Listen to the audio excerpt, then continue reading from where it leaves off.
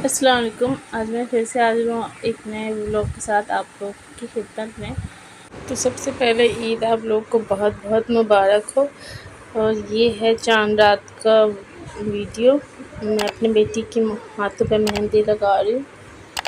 मुझे इतनी अच्छी तरीके से मेहंदी लगाना आता भी नहीं है और बस मैंने सीखा भी नहीं है, अपने से ही मैं लगा लेती हूँ जिस तरह से। थोड़े बहुत अगर टेढ़ी मेरी लाइन अगर दिख जाए ना तो आप लोग मजाक मत उड़ाइएगा। और मुझे मेहंदी बस साल में 2 बार ही लगाना होता है, एक ईद पे और बकरीद पे। वो भी मैं अपनी बेटी के हाथों पे ही लगाती हूँ।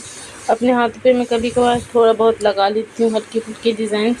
अभी छोटा है बाबू तो फिर उसके हिसाब से लगाना होता है। जब वो सोता है तो थोड़ी देर के लिए लगा के मैं फिर जल्दी से धो लेती हूँ, क्योंकि फिर बच्चे को संभालना मुश्किल हो जाता है ना मेहंदी लगा के। तो फिर मैं हमेशा लगाती भी नहीं हूँ, बस साल में 2 बार ही लगता है मुझसे, तो बस ईद में और बकरीद में।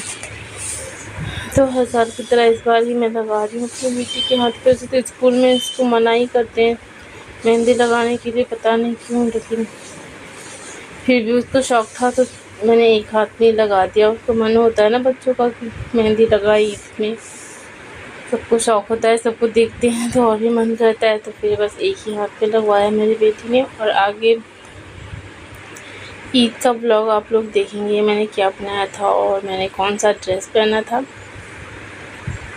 और आप लोग बताइए कैसे हैं सब। आप लोगों को सभी को अल्लाह ताला सेहत तंदुरुस्ती से नवाजे, सेहत तंदुरुस्ती के साथ। रमज़ान तो गुजर गया माशाल्लाह से, आगे का भी रमज़ान अगले साल का भी सेहतमंद तंदुरुस्ती के साथ, बरकत के साथ सबकी ज़िंदगी में आए और सबकी दुआओं को अल्लाह ताला कबूल फरमाएँ, इबादतों को कबूल फरमाएँ। अभी जो रमज़ान गया उसकी इबादतों को भी और आगे भी इबादत करने की तौफ़ीक अता फरमाए और सबको अल्लाह ताला सेहतमंद तंदुरुस्ती के साथ ज़िंदगी गुजारने की तौफ़ीक अता फरमाए। और जिसको जिस चीज़ की ज़रूरत है अल्लाह ताला सबकी सारी ज़रूरतों को पूरा करे, सबकी बीमारियों को ठीक कर दे और सबको हिदायत दे, दीन और दुनिया में कामयाबी अता फरमाए। आमीन सुम्मा आमीन।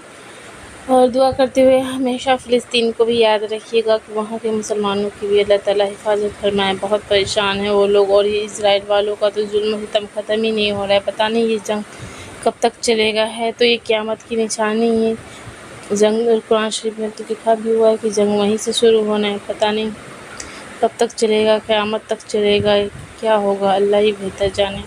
हम लोग तो कुछ नहीं कर सकते, बस दुआ ही कर सकते हैं।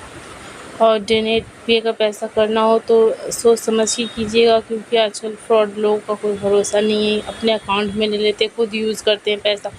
तो यकीन हो जिसके ऊपर कि हाँ ये सही इंसान है, वहाँ तक पैसा पहुँचा देगा, तभी डोनेट किया करें। क्योंकि आजकल का जो ज़माना चल रहा है उस पर यकीन करना सबके लिए नामुमकिन है, सबके ऊपर यकीन करना नामुमकिन है। तो फिर यहाँ पे मैं अपना बाल थोड़ा कर्ल कर रही थी। मैंने सोचा कि ऐसा कर्ल दूँगी। ये कर्लर मैंने लिया था तो यूज़ भी नहीं किया था, तब से रखा हुआ था। आज मैंने सोचा ईद के दिन मैं कर लेती हूँ। और यहाँ पे मैं ज्वेलरी वगैरह पहन लूँगी। अब रेडी हो गई हूँ, खाना वाना मैंने बना लिया था और उसके बाद मैं बच्चों को तैयार किया। छोटे वाले बाबू को मैं लाया, उसे तैयार किया। फिर जब नमाज़ पढ़ने गए मेरे हस्बैंड और मेरे दोनों बेटे, और मेरी बेटी और मैं घर पे थे। और जो सुबह उठने में ही इतनी देर हो गई ना, आँखें लग गई मेरी, तो काफ़ी लेट हो गया। मैंने अलार्म लगाया था कि 4 बजे उठ जाना है मुझे, लेकिन उठी हूँ मैं 6 बजे। तो फिर काफ़ी लेट हो गया आज मुझे तो। और एक काम में लेट हो तो सारे कामों में लेट हो जाता है। पहली बार ही ऐसा हो कि ईद के दिन मुझे इतना लेट हो गया उठने में, इस वजह से मुझे काफ़ी टाइम भी लग गया। खाना भी काफ़ी देर से बना और बाबू का भी सुबह में नींद पूरा नहीं हुआ तो बहुत चिड़चिड़ कर रहा था दिन भर। तो रो ही रहा था वो ईद के दिन।